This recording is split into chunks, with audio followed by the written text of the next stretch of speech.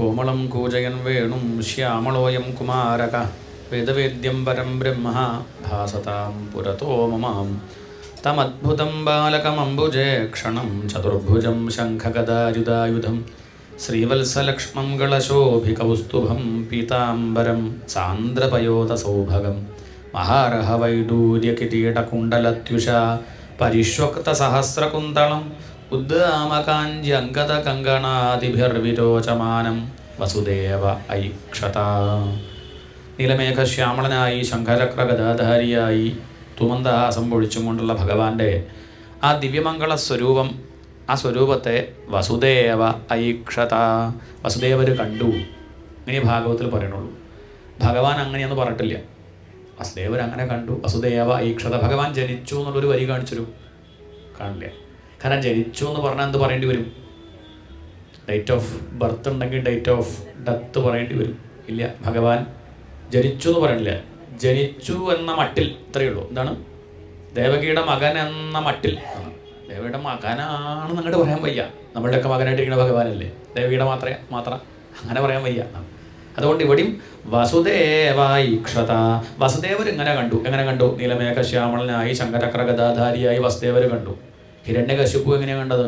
അദൃശ്യതാത്യദ്ഭുത രൂപമുദ്വഹൻ സ്തംഭേ. ആ തൂണെന്ന് അങ്ങോട്ട് പടർന്ന് ഭഗവാനെ കണ്ടു. എങ്ങനെ കണ്ടു? അത് നരസിംഹമായിട്ട് കണ്ടു. ആര് കണ്ടു? ഹിരണ്യകശിപുവിൻ്റെ അടുത്ത് പോകുമ്പോൾ അങ്ങനെ പോയി. വസുദേവരുടെ അടുത്തേക്ക് പോകുമ്പോൾ അങ്ങനെ പോകണോ? ദേവിയെ കാണാൻ പോകുമ്പോൾ നരസിംഹമായിട്ട് പോകണോ? വേണ്ട. അത് ഓരോരുത്തരുടെ ഭാവത്തിനനുസരിച്ച്, നമ്മളുടെ ഉള്ളിലുള്ള ഗുണത്തിനനുസരിച്ച്. നമ്മൾ സാത്വികന്മാരാണെങ്കിൽ ഭഗവാൻ കൃഷ്ണനായിട്ട് വന്ന് അനുഗ്രഹിക്കും. നമ്മൾ രാജസന്മാരാണെങ്കിൽ നമ്മുടെ അടുത്തേക്ക് ചിലപ്പം നരസിംഹമായിട്ടൊക്കെ വന്ന് ചിലപ്പം അത്രയേ ഉള്ളൂ. നമ്മളുടെ ഭാവം എങ്ങനെയാണെന്ന് വെച്ചാൽ അതിനനുസരിച്ചാണ് ഭഗവാന്റെ അനുഗ്രഹം എന്ന് കാണിക്കുകയാണ്. ഇവിടെ വസുദേവർ ആ ഭഗവാനെ കണ്ടു. അദ്ദേഹത്തിൻ്റെ ദുഃഖമൊക്കെ നീങ്ങി. ഇതുവരെയുള്ള പ്രശ്നങ്ങളൊക്കെ വസുദേവർക്ക് തീർന്നു. എന്താ തെളിവ്? അതല്ലേ സ്തുതി. നോക്കൂ. വസുദേവ ഉവാച, വസുദേവർ പറയുകയാണ്. എന്താ പറയണത്? വിദിതോസി ഭവാൻ സാക്ഷാത് പുരുഷ പ്രകൃതേ പരഃ. വിദിതോസി, ഞാൻ മനസ്സിലാക്കി. എന്ത്? അങ്ങ് ആരാണ്? പുരുഷ. അങ്ങ് പുരുഷനാണ്. ഏത് പുരുഷൻ? സ്ത്രീയും പുരുഷനുമുള്ള പുരുഷനാണോ? അല്ലല്ല. സഹസ്രശീർഷ പുരുഷ സഹസ്രാക്ഷ സഹസ്രപാദ് സഭൂമിം വിശ്വതോ വൃത്വാത്യതിഷ്ഠദശാങ്കുലം പുരുഷ ഏവ ഇദം സർവം. ഈ പുരുഷനാണ് ഇതൊക്കെയായിട്ടിരിക്കുന്നത്. ഈ പ്രപഞ്ചമായിട്ടിരിക്കുന്നത് ആരാ? അങ്ങാണെന്നുള്ള സത്യം ഞാൻ മനസ്സിലാക്കി. അതാണ് വിദിതോസി ഭവാൻ സാക്ഷാത് പുരുഷ പ്രകൃതേ പരാ. പ്രകൃതിക്കും അപ്പുറത്തുള്ള പുരുഷനാണ് ആര്? നമ്മളൊക്കെ പ്രകൃതിയിൽപ്പെട്ടവരാ അല്ലേ? നമ്മളൊക്കെ മൂട് മാറിക്കൊണ്ടിരിക്കണില്ലേ? എന്നുള്ള പോലെ ഇന്ന് വയ്യ, ഇന്നലെ വല്ലോ, ഇന്നിപ്പോൾ ഉച്ചയ്ക്ക് ശേഷം എന്താവും പറയും. ഇങ്ങനെയൊക്കെ നമ്മുടെ കഥ. ഇടയ്ക്ക് സുഖം വരുന്നുണ്ട്, ദുഃഖം മാറി മാറി കളിക്കുന്നുണ്ട്. നാളെ ഇപ്പം എന്താവും നമുക്ക് നിശ്ചയില്ല. എന്ന് പറയാൻ പറ്റും നാളത്തെ കാര്യം സുഖാവില്ല എന്നുള്ളത്? അറിയില്ല. അനുകൂല സാഹചര്യം ഉണ്ടായിട്ട് നമ്മൾ ദുഃഖിക്കാറുണ്ട്. പ്രതികൂല സാഹചര്യത്തിൽ ചിലപ്പം നമ്മൾ, ഇന്നിപ്പോൾ രാവിലെ ഒരു മെസ്സേജ് വന്നിരിക്കുക, തിരുമേനി കാല് പൊട്ടിയിട്ട് കിടപ്പിലാണ്. അപ്പം നമ്മൾ താഴത്ത് വരി എന്താ വിചാരിക്കുക? അവർ പറഞ്ഞത് എന്താണെന്നറിയോ? പ്രഭാഷണം സ്വസ്ഥമായിട്ട് കേൾക്കാൻ അവസരം കിട്ടി. എന്താണ്? കാല് പൊട്ടി കിടപ്പിലാണ്, എന്തായാലും 2 ആഴ്ച റെസ്റ്റാണ്. പ്രഭാഷണമൊക്കെ ഇനി സ്വസ്ഥമായിട്ടിരുന്ന് മറ്റേ കാലിന് പൊട്ടില്ലാത്തപ്പോൾ ഓടി നടക്കുക. ഇത് കേൾക്കാൻ നേരം ഇതിപ്പം നല്ലൊരു സമയം കിട്ടിയെന്നാണ് അദ്ദേഹം പറയണത്. പറഞ്ഞാൽ നമുക്കത് പറയാൻ പറ്റില്ല. ചിലപ്പോൾ നോക്കുകയാണെങ്കിൽ പ്രതികൂല സാഹചര്യം അല്ലേ, എന്നിട്ട് അവർക്ക് എന്തില്ല, പരാതി ഇല്ല. ചിലപ്പോൾ നമുക്ക് പറയാൻ പറ്റില്ല. ചിലപ്പോൾ ആസ്പത്രിയിലാവും നമുക്ക് സന്തോഷമായിട്ടിരിക്കാൻ പറ്റുക. എവിടെ? 5 സ്റ്റാർ ഹോട്ടലിലാവില്ല. ഗീത നടന്നത് എവിടെയാണ്? ഭഗവത്ഗീത കാട്ടിലോ? ഇവിടെ യമുനയുടെ തീരത്ത് ഒന്നുമല്ല, നടന്നത് യുദ്ധക്കളത്തിലാണ്. അവിടെ ശാന്തനായിട്ട് ഇങ്ങനെ ഇരുന്ന് കേൾക്കുകയാണ് ആര്? അർജുനൻ. കൃഷ്ണൻ അങ്ങനെ ഉപദേശിക്കുന്നു. അപ്പോൾ ഇന്ന ദിക്കിൽ നമുക്ക് പറയാൻ പറ്റില്ല. ചിലപ്പോൾ അത് എവിടെ ബസ് സ്റ്റോപ്പിൽ വെച്ച് നടന്നു വരാം. ഒന്നും നമുക്ക് പറയാൻ പറ്റില്ല. അപ്പോൾ അതാണ് താല്പര്യം. വിദിതോസി ഭവാൻ സാക്ഷാത് പുരുഷ പ്രകൃതേ പരാ. അങ്ങ് പ്രകൃതിക്കും അപ്പുറത്തുള്ള പരമപുരുഷനാണ്. നമ്മളൊക്കെ പ്രകൃതിക്ക് അടിമകളാണ്. എന്നാൽ ഭഗവാൻ പ്രകൃതിയുടെ ഉടമയാണ്. അത് ഞാൻ തിരിച്ചറിഞ്ഞു. അങ്ങനെ അറിയാൻ എങ്ങനെ പറ്റുള്ളൂ? അങ്ങനെ അറിയാൻ പറ്റുമോ ചോദിച്ചാൽ അതൊക്കെ പരിമിതി ഉണ്ട് കേട്ടോ. വാക്കിന് പരിമിതി ഉണ്ട്. ഭഗവാനെ അറിയാൻ പറ്റുമോ ചോദിച്ചാൽ ഇല്ല. എന്താണ്? എനിക്ക് നിങ്ങളെ അറിയാൻ പറ്റും, കാരണം നിങ്ങളും ഞാനും ഒന്നല്ല. അതുകൊണ്ടാണ്. എന്താണ്? ഒന്നാണെങ്കിൽ അറിയാൻ പറ്റുമോ? എനിക്ക് എന്നെ അറിയാൻ പറ്റുമോ? ഇല്ല. അപ്പം എങ്ങനെയാണ് ഭഗവാനെ അറിയാം? ഭഗവാൻ എന്നിൽ നിന്ന് അന്യമല്ല, പിന്നെ എങ്ങനെ അറിയും? അറിയാൻ സാധിക്കില്ല. എനിക്ക് പലതും ഇവിടെ അറിയാൻ സാധിക്കുന്നത് ഈ ഭഗവാൻ കൊണ്ടാണ്. അതുകൊണ്ട് അതെങ്ങനെ അറിയാം എന്നല്ല പറയേണ്ടത്, അനുഭവിക്കുക എന്ന് പറയാം. അതിലും പരിമിതി ഉണ്ട്. അനുഭവിക്കണം വെച്ചാൽ വേറൊന്നും വേണ്ടേ? കേവലാനുഭവാനന്ദ സ്വരൂപ. അങ്ങയുടെ സ്വരൂപം എന്താ? കേവലാനുഭവാനന്ദ സ്വരൂപം. കേവലം എന്ന് പറഞ്ഞാൽ രണ്ടില്ലാത്തതെന്ന് അർത്ഥം. രണ്ടില്ല അവിടെ, ആനന്ദം മാത്രം. അത് അനുഭവിക്കാൻ മാത്രമേ പറ്റുള്ളൂ. കേവല അനുഭവ ആനന്ദസ്വരൂപ.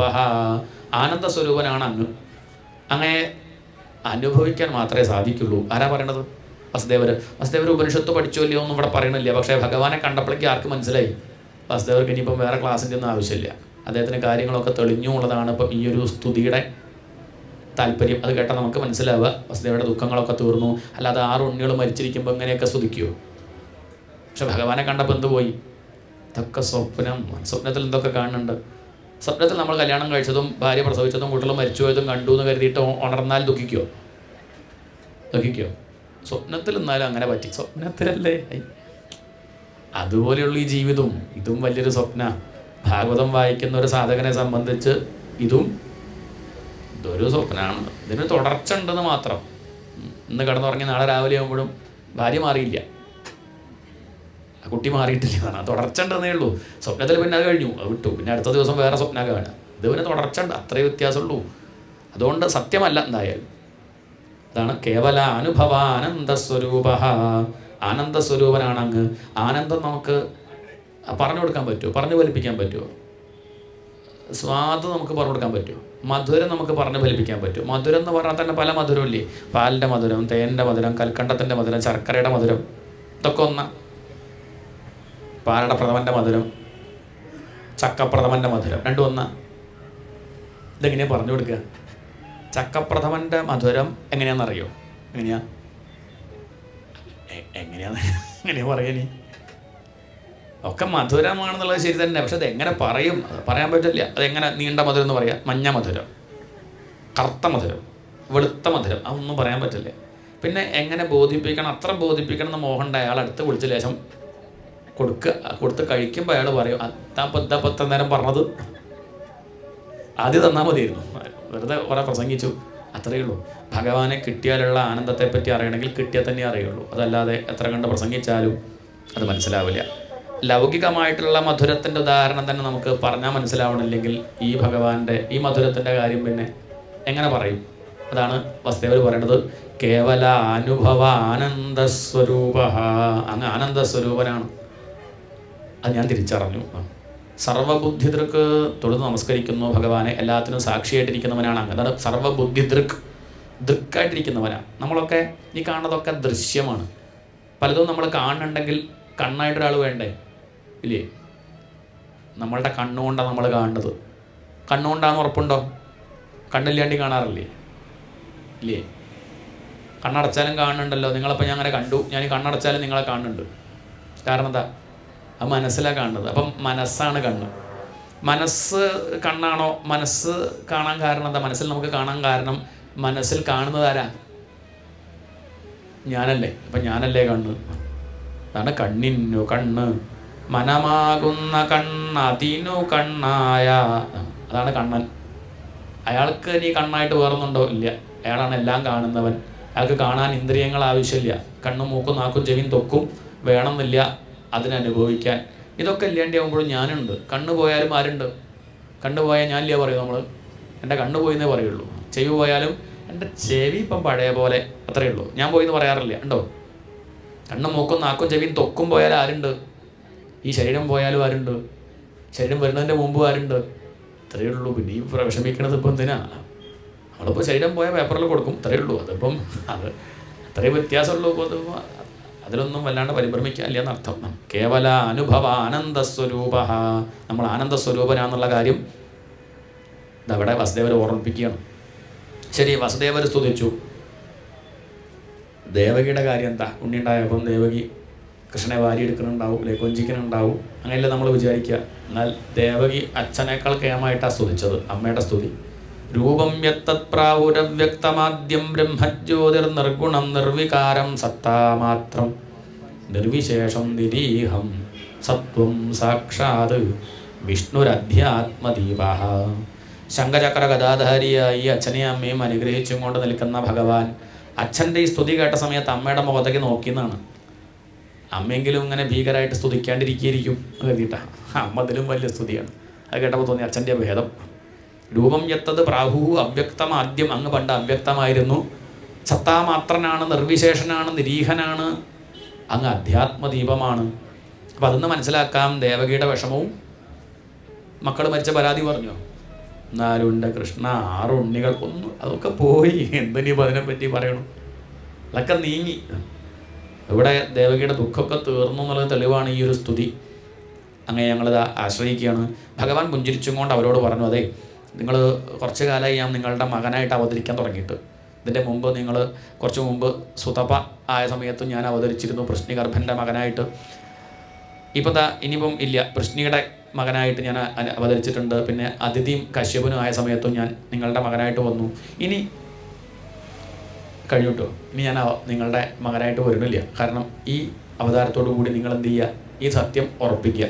നിങ്ങൾ എന്നെ മകനായിട്ട് കണ്ടോളൂ, അതിലൊന്നും വിഷമമില്ല. പക്ഷേ ചിന്തിക്കണത് എങ്ങനെ വേണം, ബ്രഹ്മമായിട്ട് ചിന്തിക്കണം. എന്താണ്, അതാണ് മുഖ്യം. കാണുക എങ്ങനെ വേണമെങ്കിൽ കാണാം, ഭാര്യയായിട്ട് കണ്ടോളൂ, അങ്ങനെ സ്നേഹിച്ചോളൂ. പക്ഷെ ചിന്തിക്കണത് എങ്ങനെ വേണം, ബ്രഹ്മം എന്ന് ചിന്തിച്ചാൽ എന്തുണ്ടാവില്ല, ഭാര്യ നാളെ അപ്രത്യക്ഷമായാലും ബ്രഹ്മം അവിടെ ഉണ്ടല്ലോ, അത് പോകില്ലല്ലോ. മകനായിട്ട് കണ്ട് സ്നേഹിച്ചോളൂ, ചിന്തിക്കണത് എങ്ങനെ വേണം, അതും ബ്രഹ്മം, ഈശ്വരൻ, ഭഗവാൻ പല രൂപത്തിൽ നിൽക്കുന്നു എന്നുള്ളത് മനസ്സിലാക്കിയാൽ അവരുടെ അഭാവത്തിൽ ദുഃഖിക്കില്ല. അതുകൊണ്ട് നിങ്ങൾ എന്ത് ചെയ്യണം, യുവാമാം പുത്രഭാവേന ബ്രഹ്മഭാവേന ചാസകൃത് ചിന്തയന്തൗ കൃതസ്നേഹൗ യാസ്യേതേ മദ്ഗതിം പരാം, യാസ്യേഥേ മദ്ഗതിം പരാം. നിങ്ങളെന്നെ പുത്രനായിട്ട് കണ്ട് സ്നേഹിച്ചോളൂ, ബ്രഹ്മമായിട്ട് ചിന്തിക്കണം. വിചാരം ചെയ്യുമ്പം ബ്രഹ്മമായിട്ട് വിചാരം ചെയ്യുക. ലോകത്തിൽ വ്യവഹരിക്കുമ്പം മകനായിട്ട് കണ്ട് എടുത്തോളൂ, ഒക്കത്ത് വെച്ചോളൂ, താരാട്ടുപാട്ട് പാടിക്കോളൊന്നും കുഴപ്പമില്ല. ചിന്തിക്കണത് എങ്ങനെ വേണം, ഇത് ബ്രഹ്മമാണ് എന്നുള്ള ചിന്തിക്കുക. ഇതാണൊരു സാധന, നമുക്കൊക്കെയുള്ള ഉപദേശമാണ്. ഇങ്ങനെയാണ് ഈ ലോകത്ത് കഴിയുന്നതെങ്കിൽ ഒന്നും നമ്മളെ ബാധിക്കില്ല. യോഗരതോ വാ ഭോഗരതോ വാ സങ്കരതോ വാ സംഗവിഹീനഃ യസ്യ ബ്രഹ്മണി രമതേ ചിത്തം നന്ദതി നന്ദതി നന്ദത്യേവ. യോഗരതനാണെങ്കിലും ഭോഗരതനാണെങ്കിലും ആവാം, വസ്ത്രം ഉണ്ടെങ്കിലും ഇല്ലെങ്കിലും, ഇനി പട്ടുവസ്ത്രമാണെങ്കിലും, ഇനി ആഭരണം ഉണ്ടെങ്കിലും ഇല്ലെങ്കിലും, വലിയ വീടാണെങ്കിലും ഇനി വീടില്ലെങ്കിലും, വെയിലാണെങ്കിലും മഴയാണെങ്കിലും, ഒന്നും ഉണ്ടെങ്കിൽ ഉണ്ടായും കൊണ്ട് ഇല്ലെങ്കിൽ ഇല്ലാണ്ട് രണ്ടും അവരെ ബാധിക്കില്ല. അതുകൊണ്ട് ഈ ചിന്ത വെക്കണം, മനസ്സിൽ ബ്രഹ്മത്തെ വയ്ക്കുക, പുറമെ എങ്ങനെ വേണമെങ്കിലും വ്യവഹരിക്കാം. ഈ ഒരു ഉപദേശം കൊടുത്ത് ഭഗവാൻ ബഭൂവ പ്രാകൃത ശിശു, 4 കൈകളൊക്കെ പോയി, പട്ടുവസ്ത്രം പോയി, സാധാരണ മനുഷ്യക്കുട്ടിയായിട്ട് മാറി. അമ്മ എടുത്തു, നിവേദ്യം ഭഗവാന് കൊടുക്കുന്നു. അച്ഛൻ്റെ ഉള്ളിൽ തോന്നിപ്പിച്ചു എത്രയും പെട്ടെന്ന് കൊണ്ടുപോവുക, എന്നിട്ടോ കംസനെ പേടിയുണ്ടെങ്കിൽ എത്രയും പെട്ടെന്ന് കൊണ്ടുപോവുക. എന്നിട്ട് എന്നെ കൊണ്ടുപോയിട്ട് ഗോകുലത്തിൽ, അവിടെ വൃന്ദാവനത്തിൽ ഗോകുലത്തിൽ യശോദയുടെ അടുത്തൊരു പെൺകുട്ടി ഉണ്ടായിട്ടുണ്ട്, എന്നെ അവിടെ കിടത്തിയിട്ട് പെൺകുട്ടിയും കൊണ്ട് ഇങ്ങോട്ട് വരിക. ഇത് മനസ്സിലാക്കി ആ വസുദേവർ ഓടിച്ചെന്ന് ഭഗവാനെ വാരി ഇങ്ങോട്ട് എടുത്തതും ചങ്ങലകൾ അഴിഞ്ഞു, കയ്യിലുള്ള ചങ്ങലയൊക്കെ പോയി. എന്താ കാണിക്കുന്നത്, ഭഗവാനെ തൊട്ടാൽ പിന്നെ ചങ്ങലുണ്ടോ, പിന്നെ ബന്ധനങ്ങളൊന്നുമില്ല, പ്രയാസങ്ങളൊന്നുമില്ല. നമ്മൾ തൊടാത്തതുകൊണ്ട്, നമ്മൾ തൊടാൻ പഠിച്ചിരിക്കുകയാണ്. വലിയ കട്ട, വലിയ ചങ്ങലയാ, പോകുമൊന്നുമില്ല പറഞ്ഞിരിക്കുകയാണ്. ഭാഗവതം തൊടും, വലിയ ദുഃഖമാണെങ്കിലും പോവും. പരിഹാരമില്ലാത്ത പ്രശ്നങ്ങൾക്കും തൊടാൻ തയ്യാറാവണം. ഭഗവാൻ എടുത്തതും പ്രശ്നങ്ങൾ പോയി, ചങ്ങലകൾ അഴിഞ്ഞു, കാരാഗൃഹം തുറന്നു. ധാരാളം ഭടന്മാരവിടെ ഇല്ലേ, അവരൊക്കെ കൂർക്കം വലിച്ചുറങ്ങുക. അവരൊന്നും ഇത് കണ്ടിട്ടില്ല, അവർക്കൊന്നും ഇത് കാണാനുള്ള സുഹൃതമില്ല, പുണ്യമില്ല, ഭാഗ്യമില്ല. പുറത്തേക്ക് അങ്ങോട്ട് ഇറങ്ങി, നല്ല ഇരുട്ടാണ്, നല്ല മഴയല്ലേ, ഒന്നും പ്രശ്നമില്ല. വെളിച്ചായിട്ട് ആര് വന്നു, അനന്തൻ്റെ ഭണത്തിൻ്റെ മുകളിൽ എത്ര രത്നങ്ങളുണ്ട്, ആ ഭണം അങ്ങോട്ട് വിടർത്തി. 1000 ഭണങ്ങളാണ്, മുഴുവൻ വിടർത്തിയ പിന്നെ ഈ ലോകത്ത് മഴ പെയ്യില്ല, കൊള്ളില്ല. ലേശം ഒന്ന് വിടർത്തി, അത്രയേ ഉള്ളൂ. 1000കണക്കിന് ഭണങ്ങൾ കുട നിവർത്തി കൊടുത്തു. കൃഷ്ണനെ മാറോട് ചേർത്ത് ആ വസുദേവര ഉണ്ണിയെ എടുത്ത് മെല്ലെ മെല്ലെ പുറമേക്ക് ഇറങ്ങി നടന്നു പോവുകയാണ്. ദൂരത്തായിട്ട് ആ യമുനാ നദി. മുരാരി കാളിമ മുരാരി കായ കാളിമ ലലാമ വാരിധാരിണി തൃണീകൃത ത്രിവിഷ്ടപത്രിലോകതാപഹാരിണി. ആ യമുനാ നദി അങ്ങനെ ഒഴുകുകയാണ്. ഭഗവാൻ അച്ഛൻ്റെ കയ്യിൽ നിന്ന് പൊന്തി നോക്കിയത്ര. രാമാവതാരത്തിൽ ചെയ്തതുപോലെ കണ്ണുരുട്ടേണ്ടി വരുമോ, നീ നേരാവണ്ണം മാറി തരണോ, അല്ലെങ്കിൽ ഞാൻ അമ്പും വില്ലും എടുക്കണം എന്നുള്ള മട്ടിലാണോ? അച്ഛൻ്റെ കയ്യിൽ അങ്ങനെ സ്വസ്ഥമായിട്ടിരിക്കുകയാണ് ഭഗവാൻ. വസുദേവരുടെ കൈ എന്ന് പറഞ്ഞാൽ ചെന്താമര പോലെ. മേപ്പത്തൂര് വർണ്ണിക്കും ഒരു അരയന്ന കുഞ്ഞ് മെല്ലെ നീന്തിപ്പോയി ഒരു വലിയൊരു താമര കണ്ടപ്പോൾ അതിൻ്റെ ഉള്ളിൽ പോയി ഇരുന്നു. അത് ഒന്നും കൂടി സുരക്ഷ എന്ന് മനസ്സിലാക്കിയപ്പോൾ നല്ലോണം ചുരുണ്ടുകൂടി അവിടെ ഇരിപ്പ് ഉറപ്പിച്ചു. ഇതുപോലെ തൻ്റെ അച്ഛൻ്റെ ആ താമര പോലുള്ള കയ്യിൽ ആ കൃഷ്ണൻ അങ്ങനെ ഒതുങ്ങി അങ്ങനെ കിടക്കണം. ചില ചിത്രത്തിൽ കൊട്ടയിൽ വെച്ച് കൊണ്ടുപോകുന്നത് കാണാം. നമ്മളാരെയും മക്കളെ കൊട്ടയിൽ വെച്ച് കൊണ്ടുപോകും. ഉണ്ടായ കുട്ടിയെ എങ്ങനെ തല വെച്ച് തോന്നുണ്ടോ? അല്ല കാക്ക കൊത്തി കൊണ്ടുപോയാലോ? നമുക്ക് കാണണം. ആപത്തൊന്നുമില്ല എന്ന് ഉറപ്പ് വരുത്തണ്ടേ? ഹൃദയത്തോട് ചേർത്ത് പിടിച്ചിട്ട് തന്നെ കൊണ്ടുപോകുള്ളൂ. ഭക്തന്മാർ പറയാം ശീവേലിക്ക് തടമ്പെഴുന്നള്ളിക്കും പോലെ നല്ലോണം മുറുക്കി പിടിച്ച് ഒപ്പല്ലിയെ നോക്കി നോക്കി നോക്കി അങ്ങനെ വിളക്ക് പിടിച്ചും കൊണ്ട് അനന്തൻ അങ്ങനെ ഭഗവാനെയും കൊണ്ട് വസുദേവർ നീങ്ങുന്നു. യമുനാ നദി കണ്ടു. ഒരു പ്രശ്നവുമില്ല. മുങ്ങാണിച്ചാൽ മുങ്ങാം, വഴി മാറുണ്ടെങ്കിൽ മാറാം. പരിഭ്രമൊന്നുമില്ല ആർക്ക്? വസുദേവർക്ക് ആ ഒരു ഉറപ്പേ. അടുത്ത കടത്തപ്പോഴേക്കും ഇങ്ങനെ തന്നെയാണ് ജീവിതത്തിലും. ഭഗവാനെ ആശ്രയിച്ചും കൊണ്ട് മുന്നോട്ടങ്ങോട്ട് നീങ്ങിയാൽ വഴി അങ്ങോട്ട് തെളിയും എന്നർത്ഥം. അല്ലാണ്ട് എങ്ങനെയാപ്പോൾ അങ്ങോട്ട് പോവുക? വഴി മുടങ്ങിയില്ലേ? പുറപ്പെടൂ. പുറപ്പെട്ടിട്ട് ബാക്കി നോക്കാം. നമ്മളിത് പുറപ്പെടണമെന്നില്ല. കുറേ അപ്പുറത്തേക്ക് കണ്ട് ഒക്കെ പ്രശ്നമെന്ന് പറഞ്ഞിരിക്കുകയാണ്. പുറപ്പെട്ട് തുടങ്ങിയാൽ വഴി അങ്ങനെ തെളിയും. മുന്നോട്ട് വന്നതും രണ്ട് ഭാഗത്തേക്ക് വഴി അങ്ങോട്ട് മാറിക്കൊടുക്കുക എന്നുള്ള വ്യാജേന ആ സൂര്യപുത്രി, അതാണ് കളിന്തജ, കാളിന്തി നദി, യമുനാ നദി. അവളുടെ തപസ്സിൻ്റെ സാഫല്യമാണത്. ഭഗവാൻ തൊടാനുള്ള അവസരമാണെന്ന് കണക്കാക്കി അവളുടെ ഓളങ്ങളാകുന്ന കൈകളെ കൊണ്ട് ഭഗവാന്റെ പാദം വന്ന് തൊട്ടു. കാണുന്നവർ വിചാരിച്ചു വഴി മാറിക്കൊടുക്കുക. അതെ, കാണുന്നവർക്ക് അങ്ങനെ വിചാരിക്കാം. താൻ പൊന്തി വന്നത് വഴി മാറിക്കൊടുക്കാനല്ല, ഭഗവാനിന്ന് തൊടാനാണെന്ന് കാളിന്തി. അങ്ങനെ ഭഗവാനും കൊണ്ട് അക്കരെ എത്തി. അവിടെ ഉള്ളവരൊക്കെ നല്ല ഉറക്കമാണ്. ധാരാളം ഗോപന്മാർ വന്നിട്ടുണ്ട് സഹായിക്കാൻ. പെട്ടെന്നൊരു ഔഷധം വേണ്ടി വന്നാൽ തങ്ങൾ പോയി കൊണ്ടുവരണ്ടേ എന്ന് കരുതി നന്ദഗോപരെ സഹായിക്കാൻ വന്നവരാ. അകത്തേക്ക് പ്രവേശിച്ചപ്പം ഗോപസ്ത്രീകൾ കുറേ പേരുണ്ട് ശുശ്രൂഷിക്കാൻ വന്നതാ. ആരെ? യശോദയെ. അവരും നല്ല ഉറക്കമാണ്. നക്ഷത്രം നോക്കിക്കൊണ്ടിരിക്കേണ്ട ഒരമ്മ നിന്നുറങ്ങുക. ഒരമ്മ താടിക്ക് കൈ കൊടുത്തുകൊണ്ട് ഉറങ്ങുക. ഇങ്ങനെയൊക്കെ ഉറങ്ങുമോ? പ്രസവിച്ചിട്ട് ഉറങ്ങുകയാണ് ആര്? യശോദ. പ്രസവിച്ചിട്ടുണ്ടെന്നുള്ളത് ആർക്കറിയില്ല? യശോദയ്ക്ക് അറിയില്ല. ആൺകുട്ടിയാണോ പെൺകുട്ടിയാണോ എന്നുള്ളത്. ഇങ്ങനെയൊക്കെ സംഭവിക്കുമോ? എന്താ സംഭവിക്കായ? ആരാ അവിടെ അവതരിച്ചത്? മായാഭഗവതിയല്ലേ. പിന്നെ എന്തെന്ത് സംഭവിക്കില്ല? യാദേവി എല്ലാവരിലും എല്ലാ ഭൂതങ്ങളിലും നിദ്രാരൂപേണ സംസ്ഥിത. നമസ്തസ്യൈ നമസ്തസ്യൈ നമസ്തസ്യൈ നമോ നമ. നമ്മളിലൊക്കെ നിദ്രയായിട്ടിരിക്കുന്നത് ആരാ? ഈ ഭഗവതിയാണ്. ആ ഭഗവതി നല്ലോണം കൂടെ പ്രസാദിച്ചു. എല്ലാവരും നല്ല ഉറക്കം. വസുദേവരും എല്ലാം ഉണ്ണിയെടുത്ത് അവിടെ എത്തി. രോഹിണീപുത്രൻ ബലരാമനെ കണ്ടു. അച്ഛനെ നോക്കി. ഏട്ടൻ ആ ബലരാമേട്ടൻ പുഞ്ചിരിച്ചു. വിസ്തരിച്ചൊക്കെ പിന്നെ ലാളിക്കട്ടോ, ഇപ്പം എൻ്റെ കഥ നിനക്കറിയാലോ എന്നൊക്കെ പറഞ്ഞ് ആ ഉണ്ണിയെ കൊണ്ടുപോയി യശോദയുടെ അടുത്തങ്ങോട്ട് കിടത്തി. ആ പെൺകുട്ടിയെ അങ്ങോട്ട് വാരിയെടുത്തു. വാരിയെടുത്തത് പെൺകുട്ടിയാണെങ്കിലും മനസ്സിലെടുത്തത് ആരെ തന്നെയാണ്? കൃഷ്ണനെ തന്നെയാട്ടോ. ഭഗവാനെ താഴ്ത്തു വെച്ചിട്ടൊന്നുമില്ല. കൈകൊണ്ട് വെച്ചെങ്കിലും ഹൃദയത്തിൽ ഭഗവാനെ തന്നെ വെച്ച് ആ മായാഭഗവതി വസുദേവരുടെ കയ്യിൽ പോണ വഴിക്ക് മായാഭഗവതി ആ വൃന്ദാവനത്തിലെ അജ്ഞാനം മുഴുവൻ തൻ്റെ കൂടെ അങ്ങോട്ട് കൂട്ടി മധുരയ്ക്ക് പോയി. അതുകൊണ്ടാണ് അവിടെ ഉള്ളവർക്ക് എന്തില്ല, അവർക്ക് സുലഭമായിട്ട് ആരെ കിട്ടി? ഭഗവാനെ കിട്ടി. അവർക്ക് കളങ്കല്ല. കാരണം ആര് കൊണ്ടുപോയി? മായാഭഗവതി. ഇന്ന് ഇവരങ്ങോട്ട് അനുഭവിക്കട്ടെ ഭഗവാനെ എന്ന് കരുതി അവരുടെ അജ്ഞാനമൊക്കെ കൊണ്ടുപോയി. ഇവിടെ എത്തി ഈ കുട്ടി ഉറക്കിങ്ങോട്ട് കരഞ്ഞു. തതോ ബാലധ്വനിം ശ്രുത്വാ ഗൃഹപാലാഹ സമുത്ഥിതാഹ. ബാലധ്വനി, ഈ കുട്ടിയുടെ കരച്ചിൽ കേട്ടിട്ട് ആരെണീറ്റു? ഗൃഹപാലാഹ സമുത്ഥിതാഹ. ഗൃഹപാലന്മാർ എഴുന്നേറ്റു. ഗൃഹപാലന്മാർ എന്ന് പറഞ്ഞാൽ വീടിന് കാവൽ നിൽക്കുന്നവർ എന്നാണ് അർത്ഥം. ശരിക്കും പറഞ്ഞാൽ അങ്ങനെ മാത്രം. ഇവിടെ പരിഹാസമായിട്ടാണ് അർത്ഥം. നായ എന്ന് അർത്ഥമുണ്ട്. എന്താർത്ഥം?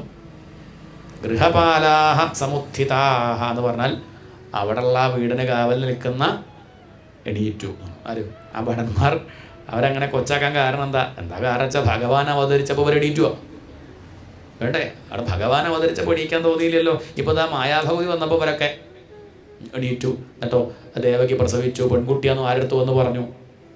കംസനെടുത്തു വന്ന് പറഞ്ഞു. ഊരിപ്പിടിച്ച വാളുമായിട്ട് ആ കംസൻ ദുഷ്ടൻ ഓടി വന്നു. തൻ്റെ സഹോദരിയുടെ കയ്യിൽ പെൺകുട്ടിയെ കണ്ടപ്പം കംസനത് വലിയ ഇഷ്ടമായില്ല. തൻ്റെ അന്തകൻ എന്ന് പറയുമ്പോൾ ഒരു ആണൊരുത്തനാവുന്നാണ് വിചാരിച്ചത്. ഇതൊരു പെണ്ണല്ലേ. എന്നിട്ടും ദുഷ്ടൻ കൊല്ലാണ്ടിരുന്നില്ല. ആ കുട്ടിയെ പിടിച്ചങ്ങോട്ട് വാങ്ങി. ഏതുപോലെ? മതഗജം താമര തടാകത്തിൽ നിന്ന് ഒരു താമര പിടിച്ചു വലിക്കും പോലെ ആ ദേവകിയുടെ കയ്യിൽ നിന്ന് പെൺകുട്ടിയെ ഈ ദുഷ്ടൻ പിടിച്ചു വാങ്ങി. ദേവകി കാല് പിടിച്ച് പലതും പറഞ്ഞു നോക്കി. കൊല്ലരുതേ. തമാഹ ഭ്രാതരം ദേവീ കൃപണാ കരുണം സതി സ്നുഷേയം തവ കല്യാണ എത്ര മക്കളുണ്ടായി?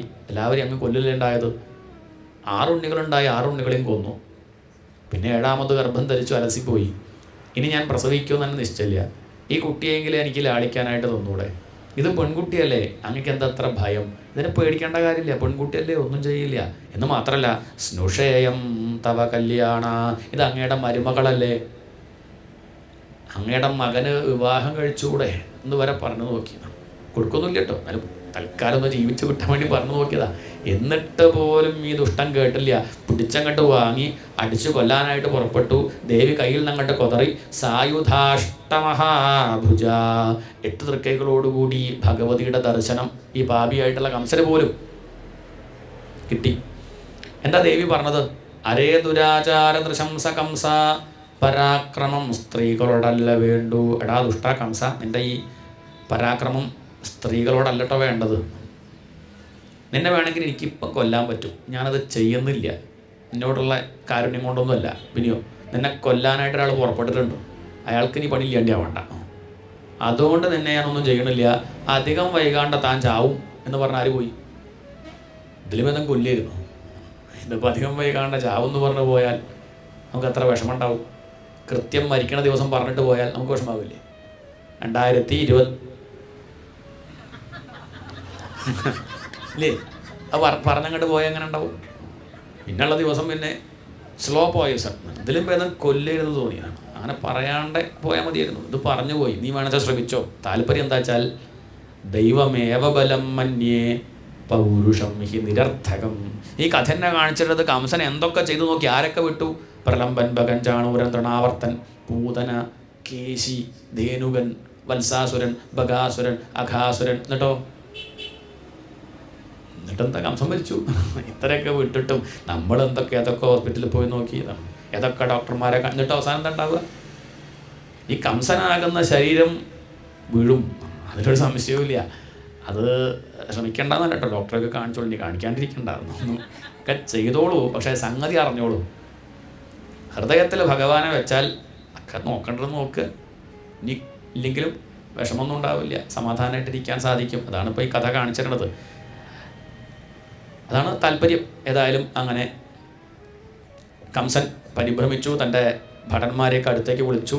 പ്രലംബക ചാണൂര തൃണാവർത്ത മഹാശനൈഹി, എൻ്റെ അന്തകൻ എവിടെയോ ജനിച്ചിട്ടുണ്ട്, എത്രയും പെട്ടെന്ന് ഇല്ലാണ്ടിയാക്കണം എന്ന് പറയുന്നുണ്ടെങ്കിൽ സുഹൃത്തുക്കൾ എന്താ ചെയ്യേണ്ടത്? കാര്യങ്ങൾ പറഞ്ഞു കൊടുക്കുക, നല്ലത് ഉപദേശിക്കല്ലേ വേണ്ടത്. അവർ ഇയാൾക്ക് പറ്റിയ ആൾ തന്നെയാണ്, വേണം ശ്രമിക്കണം, നമുക്ക് പെട്ടെന്ന് തന്നെ ഇല്ലാണ്ടിയാക്കാം എന്നൊക്കെ പറഞ്ഞ് ഈ ഭരണാധികാരി അവരൊക്കെ കുറച്ചുകൂടി മൂപ്പിക്കുകയുണ്ടായത്. നല്ല സുഹൃത്തുക്കളല്ല എന്നർത്ഥം. പൂതന പറഞ്ഞു, ഞാൻ പുറപ്പെട്ടു പോവാം, നമുക്കൊരു കാര്യം ചെയ്യാം. ഈടെ ഉണ്ടായ കുട്ടികളെ മുഴുവൻ അങ്ങോട്ട് കൊല്ലാം. ഒരു 6 മാസത്തിനുള്ളിലുണ്ടായ കുട്ടികളെ മുഴുവൻ. നല്ല ഐഡിയ. കണ്ണു ചോരില്ലാത്ത മനുഷ്യരാണ് വരെ, മനുഷ്യരൊന്നും പറയാൻ വയ്യ. അതുകൊണ്ട് ആ കൂട്ടത്തിൽ ആരും പെടും? അങ്ങയുടെ അന്തകനും പെടുമല്ലോ. പിന്നെ ഞാൻ പോവുകയാണെങ്കിൽ എളുപ്പമുണ്ട്, ഈടെ പ്രസവിച്ച സ്ഥലത്തേക്കൊക്കെ പെട്ടെന്ന് കയറി ചെല്ലാൻ സ്ത്രീകൾക്ക് കുറച്ചുകൂടി സൗകര്യം ഉണ്ടല്ലോ. അതുകൊണ്ട് പൂതന പറഞ്ഞു, ഞാൻ പോവാം എന്ന് പറഞ്ഞ് പൂതനയാണ് പുറപ്പെടുന്നത്. ഇതാണ് മധുരയിലത്തെ കഥ. അതവിടെ ഇരിക്കട്ടെ. ശ്രീശുഗർ പറയുകയാണ്, നമുക്ക് വൃന്ദാവനത്തിൽ നിന്ന് പോയി നോക്കിയാലോ? എവിടെ? ആ യശോദയുടെ അടുത്തുനിന്ന് പോയി നോക്കിയാലോ? അവിടെ ആ ഉണ്ണി ആരും ശ്രദ്ധിക്കുന്നില്ല. ഭഗവാനാണെന്ന് വെച്ചാൽ എവിടെയെങ്കിലും എത്തിയ 10 ആൾ തന്നെ ശ്രദ്ധിച്ചില്ലെങ്കിൽ വല്ലാത്തൊരു വിഷമമാണ്. തൻ്റെ ആ പൊഞ്ചിലമ്പ്, ആ ശബ്ദം തൻ്റെ കാലിട്ട് അടിക്കാൻ തുടങ്ങി. ആ ശബ്ദം കേട്ട് യശോദ ഉണർന്നു, അവിടെയുള്ള ഗോപികളൊക്കെ ഉണർന്നു.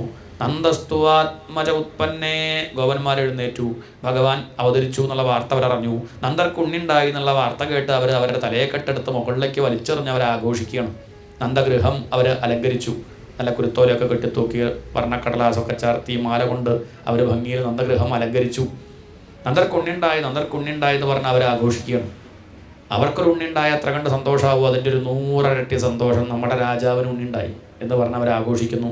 ഭഗവാന് സമർപ്പിക്കാനായിട്ട് പാല്, വെണ്ണ ഒക്കെ ആയിട്ട് വരികയാണ്. കൊണ്ടുവന്ന് പിന്നെ സ്ഥലമില്ല എടുത്തു വയ്ക്കാൻ. ഇനി കൊണ്ടുവരണ്ട, ഇവിടെ എടുത്തു വയ്ക്കാൻ സ്ഥലമില്ല എന്ന് പറഞ്ഞ സമയത്ത് ആ കൊണ്ടുവന്നത് പിന്നെ ഞാൻ തിരിച്ചു കൊണ്ടുപോവേ എന്ന് പറഞ്ഞ് അയാൾ കൊണ്ടുവന്ന പാല് ഈ പറഞ്ഞ ആളുടെ തലയ്ക്ക് അങ്ങോട്ട് ഒഴിച്ചു. അയാൾക്കത് രസമായിട്ട് തോന്നി. കയ്യിലുള്ള വെണ്ണ എടുത്ത് ഇയാളുടെ മുഖത്ത് തേച്ചു. പിന്നെ അതൊരു ആചാരം, ഒരു കളിയായിട്ട് മാറി. അവിടെ ഉള്ളവരൊക്കെ വെണ്ണ കൊണ്ട് മുഖത്ത് തേക്കുന്നു, പാല് കൊണ്ട് അഭിഷേകം ചെയ്യുന്നു. അവിടെ മുഴുവൻ ഇപ്പം വെണ്ണയും പാലും അങ്ങനെ ഒഴുകുകയാണ്. അവർക്കിപ്പം വെണ്ണയും പാലും ഒന്നും പ്രധാനമല്ല. ഇത്രയും കാലം അങ്ങനെയല്ല. വെണ്ണയും പാലൊക്കെ അവർ വളരെ കരുതിയ ചിലവാക്കുള്ളൂ. കാരണം അവരുടെ സമ്പത്ത് എന്താ? അപ്പം ഭഗവാനെ കിട്ടിയപ്പോൾ പിന്നെ എന്ത് വേണം, എന്ത് പാല്, ഭഗവാനെ കിട്ടിയില്ലേ നമുക്ക്, ഇനിയിപ്പോൾ എന്താ വേണ്ടു എന്നുള്ള മട്ടിൽ അവരങ്ങനെ ആഘോഷിക്കുകയാണ്. ഗോപസ്ത്രീകളാവട്ടെ ഈ വാർത്ത കേട്ട് വേഗം അവരുടെ ഗൃഹങ്ങളിലേക്ക് ഓടുക ചെയ്തത്. ഭഗവാൻ അവതരിച്ചു കണ്ടാൽ എന്നാൽ പിന്നെ പെട്ടെന്ന് പോയി ഭഗവാൻ ഇന്ന് കണ്ടുകൂടെ? അങ്ങനെയല്ല. പല്ല് തേച്ചിട്ടില്ല, കുളിച്ചിട്ടില്ല, ഭഗവാൻ അങ്ങോട്ട് കാണാൻ പോവുക. വീട്ടിൽ പോയിട്ടൊന്ന് ഒരുങ്ങി വരാം എന്ന് കരുതി അവരൊക്കെ അവരുടെ വീടുകളിലേക്ക് ഓടി. ദേവകി ഗർഭം ധരിച്ചു എന്ന് കേട്ടപ്പോൾ തന്നെ അവർ കല്യാൺ സിൽക്സിൽ പോയിട്ടൊരു സാരി അന്ന് തന്നെ വാങ്ങി വെച്ചിട്ടുണ്ട്.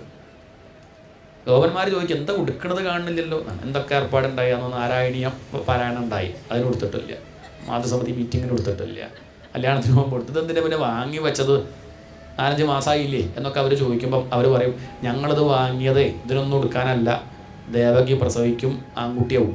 അവർ നിശ്ചയിച്ചു സംഗതി പെൺകുട്ടിയാണ്, പിന്നെ മാറ്റിയതാണ്. അവരെ വിചാരം ആൺകുട്ടിയാവും, അതുകൊണ്ട് അപ്പോൾ ആ ഉണ്ണിയെ കാണാൻ പോകുമ്പം ഉടുക്കാനാണെന്ന് പറഞ്ഞ് വെച്ച സാരി ഉടുക്കാൻ ഇപ്പോൾ അവർ അവരുടെ ഗൃഹങ്ങളിലേക്ക് ഓടി.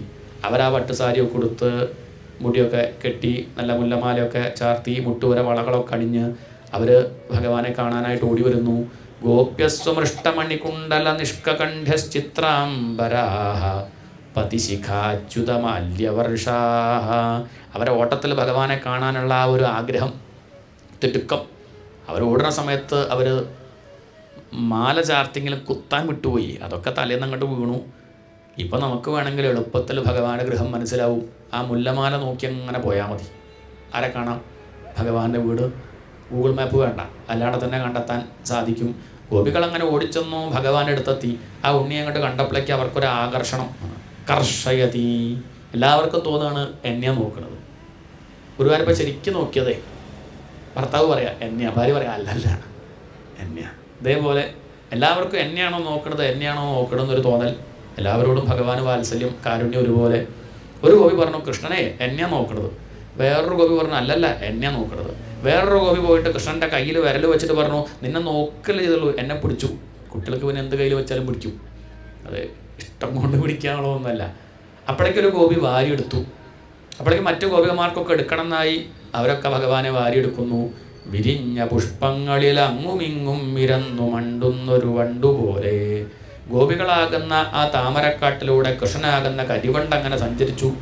പരീക്ഷത്തെ അവരങ്ങനെ കയ്യിലെടുക്കും ഭഗവാനെ, എന്നിട്ടോ ചുണ്ടോട് ചേർക്കും, അടുത്ത ഗോപസ്ത്രീയുടെ കയ്യിൽ കൊടുക്കും. അവളെടുത്ത് ചുണ്ടോട് ചേർത്ത് അടുത്ത ഗോപസ്ത്രീയുടെ കയ്യിൽ കൊടുക്കും. അവരുടെ കൈ എങ്ങനെയാണെന്ന് ചോദിച്ചാൽ ചെന്താമര പോലെ.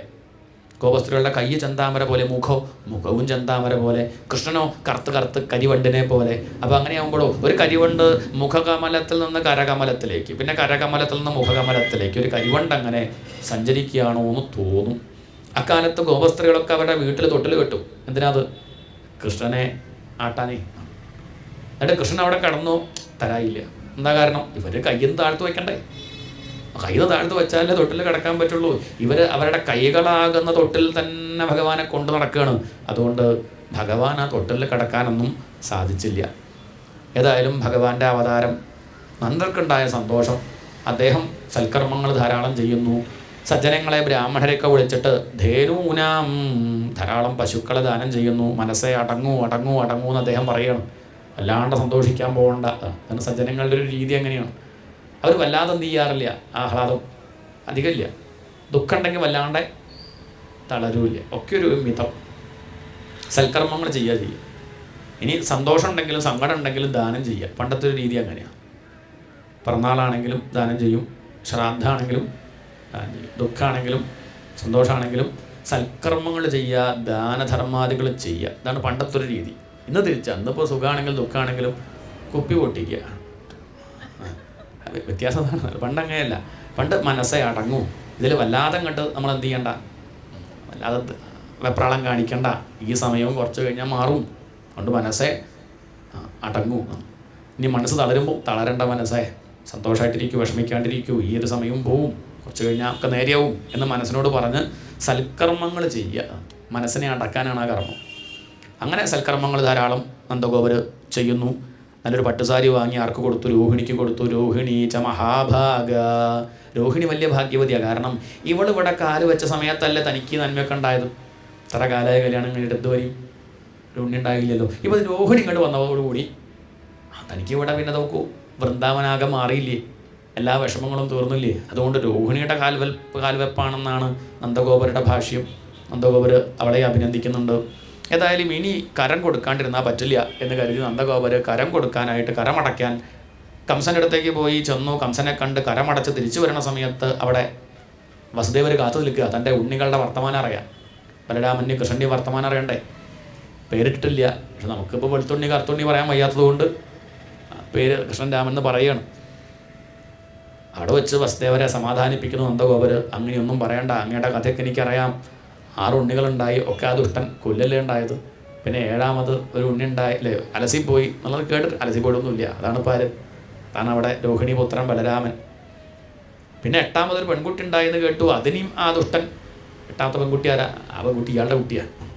ഇതൊന്നും ഇപ്പോൾ അദ്ദേഹത്തിന് അറിയില്ല. വസുദേവർക്കൊക്കെ നിശ്ചയമുണ്ട്. അദ്ദേഹമൊന്നും അറിഞ്ഞൊന്നും അടിക്കാനും വയ്യ. അതൊക്കെ കേട്ട് തല താഴ്ത്തിരുന്നു. അങ്ങയുടെ കഥ എനിക്കറിയാം. അവിടെ എന്ത് പറയണു? എൻ്റെ മകൻ രോഹിണി പുത്രൻ, പിന്നെ തൻ്റെ ഉണ്ണി അല്ലല്ല അതും തൻ്റെ തന്നെയാണ്. കൃഷ്ണൻ എന്ത് പറയണു എന്നൊക്കെ ചോദിച്ചു.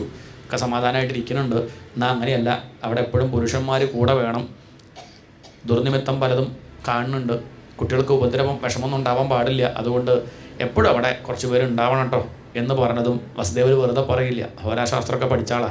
എന്തെങ്കിലും അപകടം അവിടെ വന്നിട്ടുണ്ടാവുമോ എന്ന് കരുതി നന്ദഗോപർ പെട്ടെന്ന് തന്നെ തിരിച്ച് തൻ്റെ ഗൃഹത്തിലെത്തുമ്പോഴേക്കും പരീക്ഷത്തെ അപകടം അവിടെ എത്തിക്കഴിഞ്ഞു. ആരാത്? പൂതന ബാലഖാദിനി.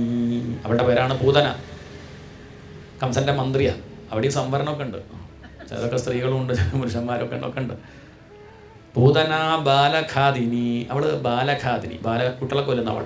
Child specialist.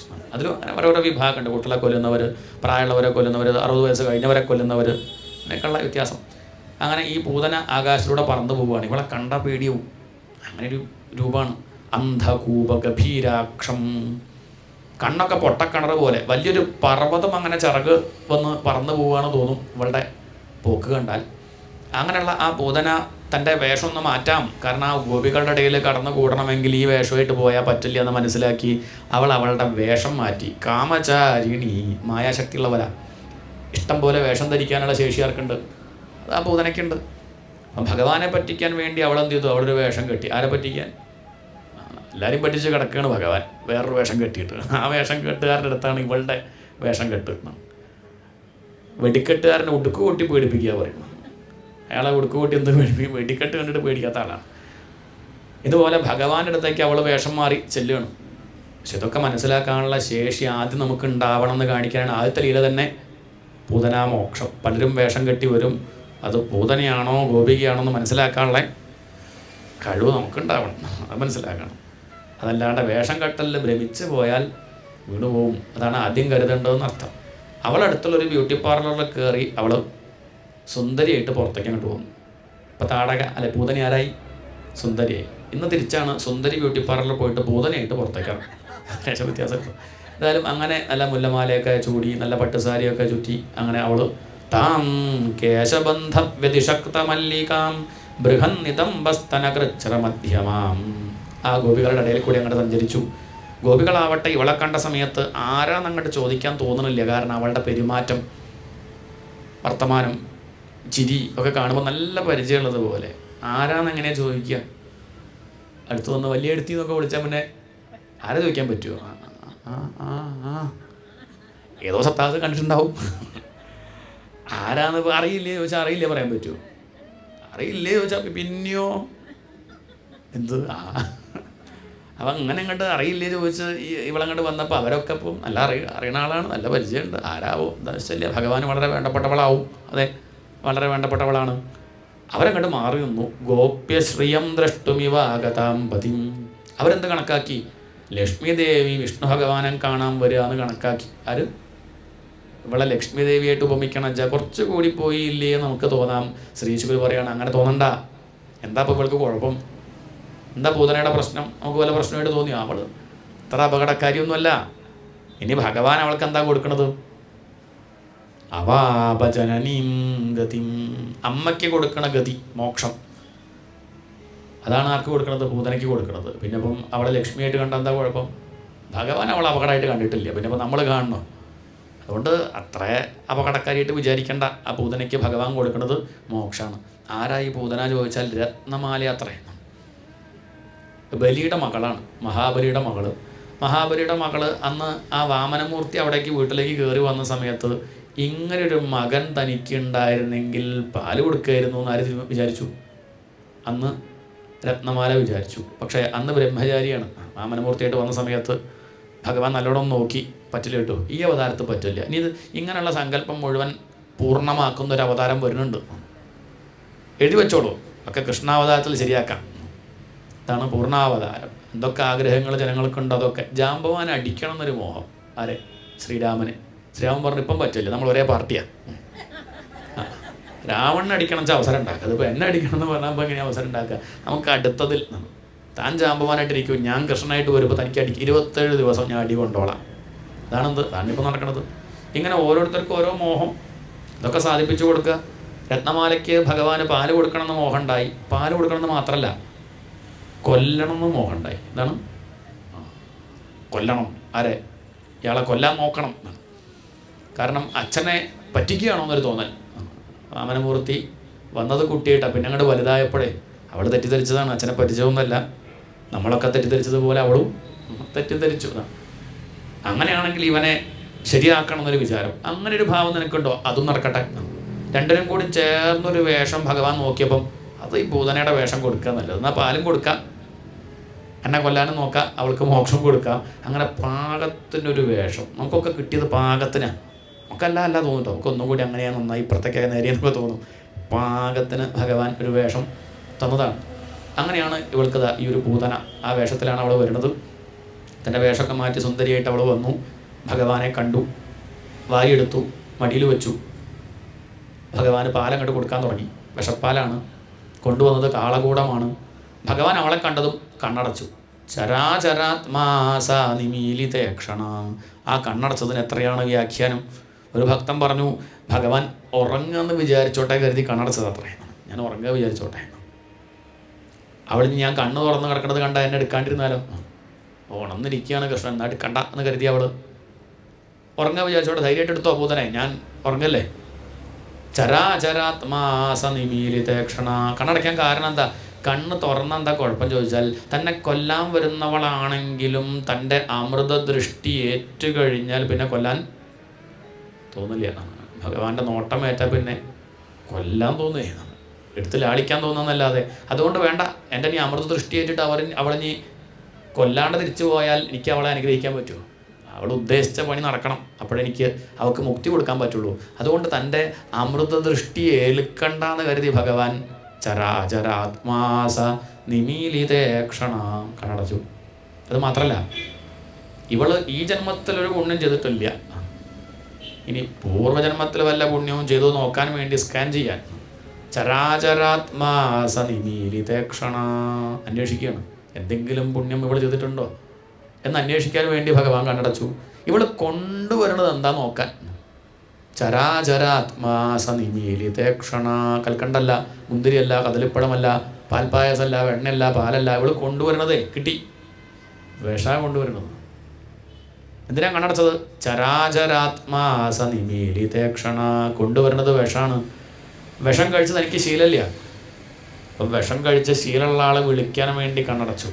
പണ്ട് കാലത്ത് ഫോണില്ലല്ലോ, അപ്പം കണ്ണടച്ച് ചോദിക്കുക ചെയ്യുക. അപ്പം ഗുരുവായൂരപ്പം മമ്മിയൂരപ്പനെ വിളിക്കാൻ വേണ്ടിയിട്ട് കണ്ണടച്ചു. മമ്മിയൂരപ്പ കേൾക്കണുണ്ടോ? ആ കേൾക്കുന്നുണ്ട് ഗുരുവായൂരപ്പ, പറയൂ. അല്ല, അന്നങ്ങ് പാലാഴി മതനം കഴിഞ്ഞിട്ടേ ആ വിഷം കുടിച്ചിട്ട് പിന്നെ അങ്ങ് ഏത് ഹോസ്പിറ്റലിലേക്ക് പോയി, ഏത് ഡോക്ടറെ കണ്ടു, ഏത് മരുന്നേ കഴിച്ചു, എന്താ ഇപ്പം അന്വേഷിക്കാൻ കാരണം? വരുന്നുണ്ടേ, 5 മിനിറ്റ് കഴിഞ്ഞാൽ എനിക്കൊന്ന് കുടിക്കേണ്ടി വരും, അത് കഴിഞ്ഞാൽ എന്തൊക്കെ ചെയ്യണം എന്ന് അറിയാൻ വേണ്ടിയിട്ടാണ് എന്ന് അന്വേഷിക്കാൻ വേണ്ടി ചരാചരാത്മാസ നിമീലിതേക്ഷണ. ആ ഭഗവാൻ കണ്ണടച്ചു. തൊട്ടടുത്ത് ബലരാമേട്ടൻ കിടക്കുന്നുണ്ട്, രോഹിണീപുത്രൻ. പൂതന വന്നപ്പോഴേ ബലരാമേട്ടൻ ആരെ നോക്കി? ഭഗവാനെ നോക്കി. കൃഷ്ണ, പൂതനയെ വരുന്നത്, ഞാൻ അങ്ങോട്ട് ഇടപെട്ടാലോ? കാരണവരാണേ, കൃഷ്ണനേക്കാൾ കുറച്ച് പ്രായം കൂടും, ഞാൻ അങ്ങോട്ട് നേരെയാക്കിയാലോ, പൂതനെ അങ്ങോട്ട് ശരിയാക്കിയാലോ? അപ്പോൾ കൃഷ്ണൻ മിണ്ടാറൊന്നും ആയിട്ടില്ല, അത്രല്ല ആയിട്ടും, ജനിച്ചപ്പധികം ആയിട്ടില്ല. അതുകൊണ്ട് ഭഗവാൻ ഒന്ന് കണ്ണടച്ച് കാണിച്ചതാ. വേണ്ട ഏട്ടാ, ഇത് ഞാൻ തന്നെ. വലുതൊക്കെ വരുമ്പോൾ ഏട്ടോട് പറയും, ഇതൊക്കെ ചെറുത് നിസ്സാരം, പൂതൻ ഇന്ന് അങ്ങേക്കൊന്നുമല്ല, പ്രലംബം വരുമ്പോൾ ഞാൻ ഏട്ടനോട് പറയാം, ഇത് ഞാനായിക്കോളാം എന്ന് കാണിക്കാൻ വേണ്ടി ചരാചരാത്മാസ നിമീലിതേക്ഷണ, സാധുക്കളെ മാത്രം കണ്ട് അനുഗ്രഹിക്കുന്ന ഈ കണ്ണുകളെ കൊണ്ട് ഈ പാപിയായിട്ടുള്ള പൂതനെ നോക്കണ്ടെന്ന് കരുതിയിട്ടാണോ? ചരാചരാത്മാസ നിമീലിതേക്ഷണ. കഴിഞ്ഞ അവതാരത്തിലെ രാമാവതാരത്തിൽ സ്ത്രീവധം ചെയ്തു പരാതി ഉണ്ടായിരുന്നു. രാമനെ ആദ്യം തന്നെ ആ താടകയെ കൊന്നില്ലേ? ആദ്യം ആരെയാണ് കൊന്നത്? ആദ്യം തന്നെ ഒരു സ്ത്രീയെ കൊന്നില്ലേ? മോശമായി പോയില്ലേ എന്നങ്ങനെ ജനങ്ങൾ പരാതി പറഞ്ഞിട്ടുണ്ടായിരുന്നു.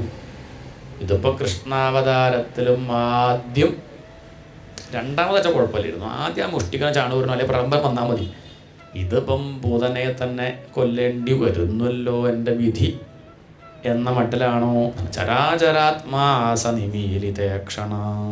ശരിക്കും പറഞ്ഞാൽ ഇതൊന്നുമല്ല. എന്തിനാ കണ്ണടച്ചത് ചോദിച്ചാൽ, പൂതനെ നീ എന്തൊക്കെ വേഷം കെട്ടിയിട്ടും കാര്യമില്ല, ആ വേഷം കെട്ടൽ കൊണ്ട് ഗോപികമാരെ പറ്റിക്കാം, എന്നെ പറ്റിക്കാൻ നിനക്ക് പറ്റില്ല.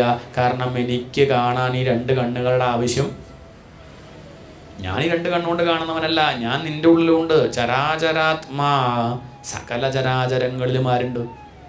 എല്ലാ ജീവജാലങ്ങളിലും അന്തര്യാമിയായിട്ടിരിക്കുന്നത് ഞാനാ. അങ്ങനെയുള്ള എനിക്ക് കാണാൻ ഈ രണ്ട് കണ്ണിൻ്റെ ആവശ്യം ഇല്ല. നിൻ്റെ ഉള്ളിലൊരു ചിന്ത ഉണ്ടാകുമ്പോൾ നീ അറിയും മുമ്പ് ആരറിയും? ഞാൻ അറിഞ്ഞ് പെർമിഷൻ കൊടുത്താലേ നീ അറിയുള്ളൂ. അതല്ലാണ്ട് നീ അറിയില്ല. നീ ഇപ്പം എന്തിനു വന്നു എന്നുള്ള കാര്യം നിന്നെക്കാൾ കൂടുതൽ ആർക്കറിയാം? എനിക്കറിയാം. അതുകൊണ്ട് നിൻ്റെ വേഷം കെട്ടലെ കൊണ്ട് ഇവിടെ ഉള്ളവരെയൊക്കെ പറ്റിക്കാം, എന്നെ പറ്റിക്കാൻ സാധിക്കില്ല. എനിക്ക് കാണാൻ രണ്ട് കണ്ണിൻ്റെ ആവശ്യമില്ല, ഞാൻ ചരാചരാത്മാവാണ് എന്ന് കാണിക്കാൻ വേണ്ടി ഭഗവാൻ കണ്ണടച്ചു. പൂതനൊന്നും മനസ്സിലാക്കിയില്ല. ഭഗവാൻ എടുത്തു മടിയിൽ വെച്ചു, ഭഗവാൻ മാറോട് ചേർത്തു, പാല് കൊടുത്തു. വിഷപ്പാലാണ്.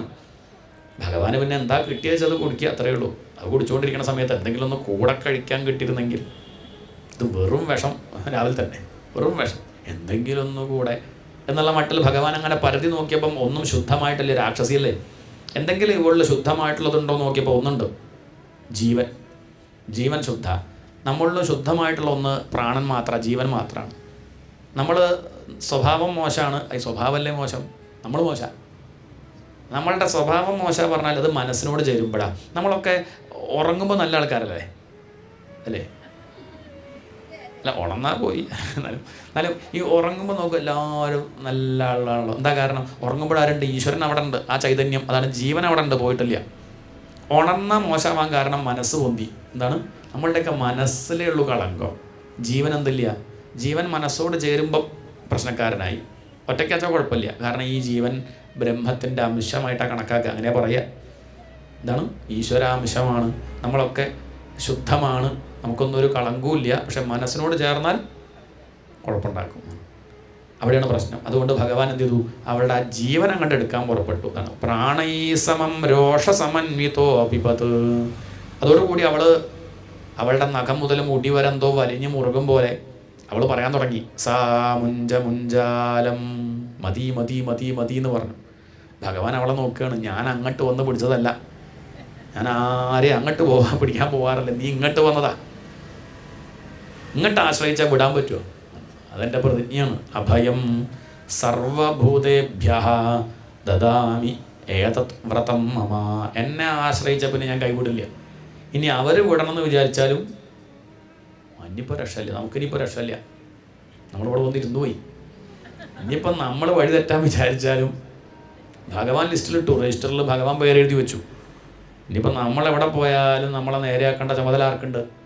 നമ്മൾ നേരെയാവണ്ട വിചാരിച്ചാലും ഭഗവാൻ പറയാതെ പറ്റില്ല, അത് നമ്മുടെ ഡ്യൂട്ടിയാണ്.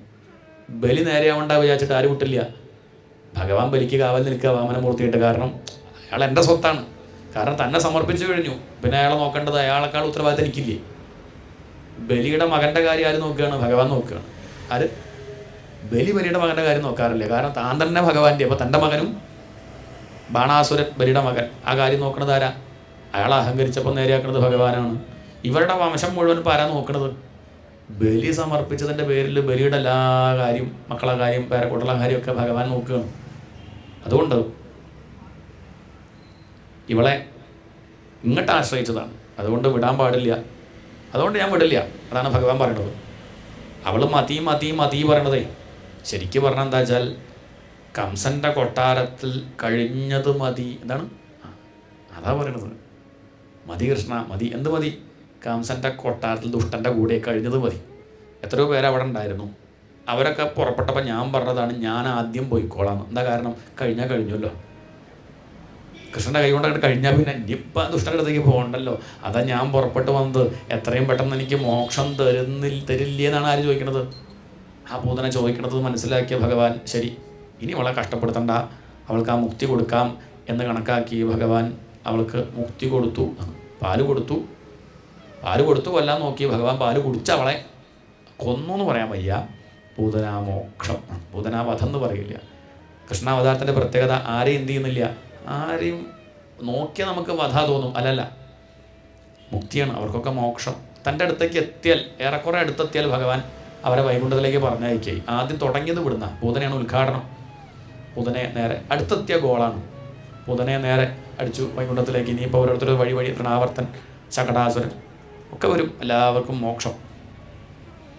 പൂതന അങ്ങോട്ട് മലന്നു വീണു. വലിയൊരു പർവ്വതത്തിൻ്റെ മുകളിൽ നീലരത്നം പോലെ ഭഗവാനും. ഗോപികൾ ഓടി വന്നു, ഭഗവാൻ എടുത്തുകൊണ്ടുപോയി അവർക്കാകുന്ന രീതിയിലുള്ള മന്ത്രവാദമൊക്കെ ചെയ്യാണ്. അവർ സാധാരണ നാട്ടിൻപുറത്തെ സ്ത്രീകളല്ലേ.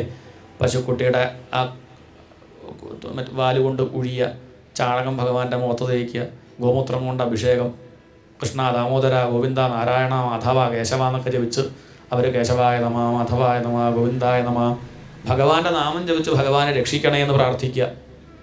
ശരിക്കും പറഞ്ഞാൽ ഭഗവാന് പോലും രക്ഷ ഭഗവാന്റെ നാമമാണെങ്കിൽ പിന്നെ നമ്മളെ കാര്യം പറയാനുണ്ടോ എന്നാണ് ഇവിടെ പറയാതെ പറയണത്. വേറെ വഴിയില്ല എന്നർത്ഥം. അവർ കൊണ്ടുപോയി യശോദയ്ക്ക് കൊടുത്തപ്പം യശോദ പാല് കൊടുക്കുന്നുണ്ട്, ഭഗവാൻ അത് കുടിക്കുന്നുണ്ട്. അത് കണ്ടപ്പോൾ അവർക്ക് ആശ്വാസമായി. ഉണ്ണിക്ക് പേടിയൊന്നും കുടുങ്ങിയില്ല, ഒരു പ്രശ്നവുമില്ല. അത് പറഞ്ഞ് അവർ സന്തോഷിച്ചു. അപ്പോഴേക്കാണ് ഓടിക്കതച്ച് നമ്മുടെ നന്ദഗോപുരം എത്തുന്നത്. അപ്പോഴേക്കും കാര്യങ്ങളൊക്കെ കഴിഞ്ഞിട്ടുണ്ട്. ഇനിയിപ്പോൾ എന്താ ചെയ്യേണ്ടത്? ഇനിയിപ്പോൾ ചെയ്യേണ്ടത് എന്താ വെച്ചാൽ, ആ പൂതന അങ്ങനെ കിടക്കുകയാണ് 10-20 ഏക്കറിലേ. വലിയ പൂതന അങ്ങനെ കിടക്കല്ലേ. ഇതിപ്പം ദൂരത്തെവിടെയും കൊണ്ടുപോയി ദഹിപ്പിക്കണ്ടേ? പണിക്കാരെയൊക്കെ ഏർപ്പാടാക്കി വെട്ടിക്കേറി കൊണ്ടുപോയി കത്തിക്കുകയാണ്. കത്തിക്കണ സമയത്ത് എല്ലാവരും മൂക്ക് കൊത്തി. കാരണം ശവം കത്തിയാലുള്ള വാസന എന്താ? ദുർഗന്ധമല്ലേ. ഈ പാപിയായിട്ടുള്ള രാക്ഷസിയായിട്ടുള്ള പൂതനയുടെ ശവം കത്തിയാൽ എത്ര കണ്ട് ദുർഗന്ധമായിരിക്കും, ദുർവാസനയല്ലേ ഉണ്ടാവുക എന്ന് കരുതി അവർ മൂക്ക് കൊത്തിയെങ്കിലും ഉണ്ടായത് ദുർവാസനയല്ല, സദ്വാസനയാണ്. എന്താണ്? അത് കാണിക്കാനാണ് അവിടെ കത്തിച്ച സമയത്ത് ഉണ്ടായത്. അകിലും ചന്ദനമൊക്കെ കത്തിച്ചാൽ എത്ര കണ്ട് സുഗന്ധമാണോ അതിൻ്റെ ഒരു 100 ഇരട്ടി സുഗന്ധം. അകിലിൻ്റെ ആണോ ചോദിച്ചാൽ അല്ലല്ല, അകിലിന് എത്ര സുഗന്ധമില്ല. ചന്ദനത്തിന് എത്ര സുഗന്ധമില്ല. പിന്നെ എന്തിൻ്റെ സുഗന്ധം ചോദിച്ചാൽ ആ വായുവിന് മിണ്ടാൻ പറ്റുമെങ്കിൽ അത് പറയായിരുന്നു. എന്ത്? എന്നെ നിങ്ങൾക്ക് മനസ്സിലായില്ലേ? എന്നെ മനസ്സിലായില്ല? സച്ചിദാനന്ദ സുഗന്ധം. എൻ്റെ പേരെന്താ? സച്ചിദാനന്ദ സുഗന്ധം. ആരെയാ തൊട്ടത്? പൂതന എങ്ങനെയുള്ളവരായിരുന്നു? മോശക്കാരിയായിരുന്നു. ആയിരുന്നേ പറയണ്ടോ? എത്ര കാലം? ഭഗവാനെ തൊട്ടതോടു കൂടി അവൾ ആരായി? അവളുടെ ദുർവാസന തീർന്നു. എന്താ തെളിവ്? മരിച്ചപ്പം കാണിച്ചൊന്നുമില്ലേ? എന്ത്? സദ്വാസനയിലേ ഉണ്ടായത്. അതുകൊണ്ട് ഇനിയിപ്പോൾ ആരും ആ പൂതനയെ പറ്റി, ഭഗവാൻ പറയാണ് എൻ്റെ പൂതനയെ പറ്റി ഇനിയിപ്പോൾ എന്ത് പറയണത്? മോശം പറയണ്ട, അവളെ നേരെയാക്കി ഞാൻ. നാരായണേന പൂത സാ പൂതന. നാരായണനാൽ പവിത്രയാക്കപ്പെട്ടവൾ പൂതന. എത്ര മോശക്കാരനാണെങ്കിലും മോശക്കാരിയാണെങ്കിലും അഭിചേത് സുദുരാചാര, ഞങ്ങോട്ട് പറയാനില്ല, സൂപ്പർലെറ്റീവാ. അഭിചേത് സുദുരാചാര, ഏറ്റവും വലിയ കള്ളൻ. ഇനി ഏറ്റവും വലിയ പാപമുണ്ടോ? ആ പാപം ചെയ്തവൻ ആണെങ്കിലും, എന്താണ്, അങ്ങനെയുള്ളവനാണെങ്കിലും ഭഗവാനെ ആശ്രയിച്ചാൽ പിന്നെ അയാൾ എങ്ങനെ? സാധുരേവസ, അയാളെ സാധുവായിട്ട് കണക്കാക്കണം. കാരണം അയാളത് ഒഴിവാക്കാൻ തയ്യാറായി. അത്രയേ ഉള്ളൂ. അതാണ് പ്രധാനം. എത്ര വലിയ പാപമാണെങ്കിലും, എത്ര വലിയ പാപം ചെയ്തവനാണെങ്കിലും, പാപിയാണെങ്കിലും ഭഗവാനെ ആശ്രയിക്കുന്നത് വരെയുള്ളൂ പാപം. ഭഗവാനെ ആശ്രയിച്ചാൽ അവരുടെ പാപം പിന്നില്ല. അവരുടെ ദുർവാസനയൊക്കെ ഭഗവാൻ ഇല്ലാണ്ടിയാക്കും. പിന്നെ സദ്വാസന ഉണ്ടാവുള്ളൂ. അത് കാണിക്കാനാണ് അവാപജനനീം ഗതിം. ഈ കൊല്ലാൻ വന്ന പൂതനയ്ക്ക് പോലും അമ്മയ്ക്ക് കൊടുക്കുന്ന ഗതി കൊടുത്തില്ലേ? ഇവിടെ ശ്രീശുഖരെ ചോദിക്കുകയാണ്, വിഷപ്പാൽ തന്ന പൂതനയ്ക്ക് നീ ഏറ്റവും വലുത് മുക്തിയാണ്. എന്താണ് കൊടുക്കാമെന്ന് വെച്ചാൽ ഏറ്റവും വലിയ സമ്മാനം എന്താ? മോക്ഷം. അതാർക്ക് കൊടുത്തു? ഈ പൂതന, വിഷപ്പാൽ തന്ന പൂതനയ്ക്ക് ഇത് കൊടുത്തു വെച്ചാൽ നീ ആ വാത്സല്യത്തോടെ പാല് തരണ ദേവയ്ക്കും യശോദയ്ക്കും എന്തെടുത്ത് കൊടുക്കും? മോക്ഷത്തേക്കാൾ വലുത് വേറെ ഒന്നുമില്ല. ഇവക്ക് തന്നെ മോക്ഷം കൊടുത്തു വെച്ചാൽ പിന്നെ ശരിക്കും പൂതനയ്ക്ക് വല്ല സ്വർഗമോ എന്തെങ്കിലുമൊക്കെ കൊടുക്കുക. എന്നിട്ട് അമ്മയ്ക്ക് 2 പേർക്കും യശോദയ്ക്കും ദേവയ്ക്കും മോക്ഷം കൊടുത്താൽ മതിയായിരുന്നു, ഇതെന്തിനെ ഇങ്ങനെ കൊടുത്തു എന്നാണ്. ഭഗവാൻ പറഞ്ഞു അതൊന്നും നോക്കണ്ട, അമ്മ ചെയ്യണ പണിയല്ല അവൾ ചെയ്തത്, എന്നെ മടിയിൽ വെച്ചില്ലേ, മാറോട് ചേർത്തില്ലേ, അത് മതി, അത്രയേ ഉള്ളൂ. അതുകൊണ്ട് അവളെ ഞാൻ അമ്മയായിട്ടാണ് കണക്കാക്കുന്നത്. പൂതന ആരാ? യശോദയെ പോലെ ദേവയെ പോലെ അമ്മയായിട്ട് ഭഗവാൻ കണക്കാക്കുകയാണ്. കംവാദയാലും ശരണം വ്രജേമ. ഇത്രയും ദയാലുവായിട്ട് ആരുണ്ട്? യോഗ്യത നോക്കിയിട്ടല്ല അനുഗ്രഹിക്കുക, തൻ്റെ അടുത്ത് ഒന്നും നോക്കിയിട്ട്, അത്രയേ ഉള്ളൂ. യോഗ്യത നോക്കിയാൽ വരുന്ന നമ്മൾ അനുഗ്രഹിക്കാൻ പാടുമോ? പറയാനും നിൽക്കട്ടെ. നമ്മളൊക്കെ എങ്ങനെ യോഗ്യത നോക്കി അനുഗ്രഹിക്കാൻ പാടും? നമുക്കൊക്കെ ഭാഗവതം കേൾക്കാനുള്ള അർഹത ഉണ്ടെന്നാണ് വിചാരിക്കുന്നത്. എനിക്ക് പറയാനുള്ള അർഹത എനിക്കും. പിന്നെന്താ വെച്ചാൽ അടുത്തെത്തിയാൽ മതി. ആ വഴിക്കെങ്ങാനും പോയാൽ തൻ്റെ ആളായിട്ട് കണക്കാക്കി അനുഗ്രഹിക്കുകയാണ്. അതാണ് ഭഗവാന്റെ കാരുണ്യം. ഇത്രയും കാരുണ്യമുള്ള ഭഗവാന്റെ കഥകൾ കേട്ടാൽ ആരാണ് ആ ഭഗവാനെ ആശ്രയിക്കാതിരിക്കുക? ഒന്നാമത്തെ ലീല തന്നെ കാരുണ്യത്തിൻ്റെ ലീലയാണ്. കാരുണ്യം കാണിക്കുകയാണ്. കൊല്ലാൻ വന്ന പൂതനയ്ക്ക് അമ്മയ്ക്ക് കൊടുത്ത ഗതി കൊടുത്തവൻ. ഇനി അവസാനത്തെ ലീല നോക്കിയത് കൊല്ലാൻ വന്ന വേടനും മുക്തി കൊടുക്കുകയാണ് ഭഗവാൻ. അയാൾക്കും വൈകുണ്ഠം കൊടുത്തു. ഇത്രയും ദയാലു, ഇത്രയും കാരുണ്യം ഉള്ളൊരാളെ വേറെ കാണിച്ചൊരു കാണില്ല. അതുകൊണ്ട് ഈ ഭഗവാനെ ആശ്രയിക്കൂ, ഈ ഭഗവാന്റെ ലീലകൾ വിസ്തരിച്ച് പറയൂ, അത് കേൾക്കൂ, ഹൃദയം ശുദ്ധമാവട്ടെ എന്ന് താല്പര്യം.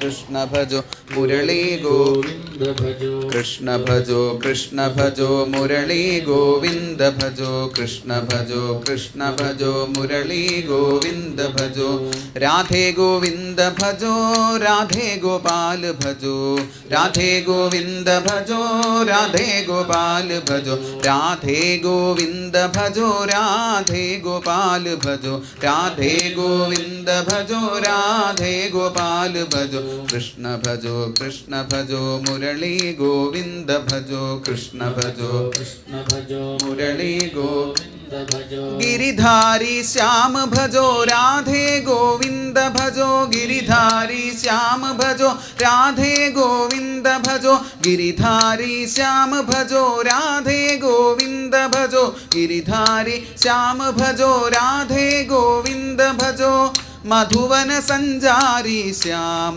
ഗോപാൽ ഭജോ, മധുവന സഞ്ചാരി ശ്യാം ഗോപാൽ ഭജോ, മധുവന സഞ്ചാരി ശ്യാം ഗോപാൽ ഭജോ, മധുവന സഞ്ചാരി ശ്യാം ഗോപാൽ ഭജോ, കൃഷ്ണ ഭജോ കൃഷ്ണ ഭജോ മുരളീ ഗോവിന്ദ ഭജോ, കൃഷ്ണ ഭജോ കൃഷ്ണ ഭജോ മുരളീ ഗോവിന്ദ ഭജോ, രാധേ ഗോവിന്ദ ഭജോ രാധേ ഗോപാൽ ഭജോ, രാധേ ഗോവിന്ദ ഭജോ രാധേ ഗോപാൽ ഭജോ, രാധേ ഗോവിന്ദ ഭജോ രാധേ ഗോപാൽ ഭജോ, രാധേ ഗോവിന്ദ ഭജോ രാധേ ഗോപാൽ ഭജോ, ഗിരിധാരി ശ്യാം ഭജോ രാധേ ഗോവിന്ദ ഭജോ, ഗിരിധാരി ശ്യാം ഭജോ രാധേ ഗോവിന്ദ ഭജോ, ഗിരിധാരി ശ്യാം ഭജോ രാധേ ഗോവിന്ദ ഭജോ, ഗിരിധാരി ശ്യാം ഭജോ രാധേ ഗോവിന്ദ ഭജോ, മധുവന സഞ്ചാരി ശ്യാം ഗോപാൽ ഭജോ, മധുവന സഞ്ചാരി ശ്യാം ഗോപാൽ ഭജോ, മധുവന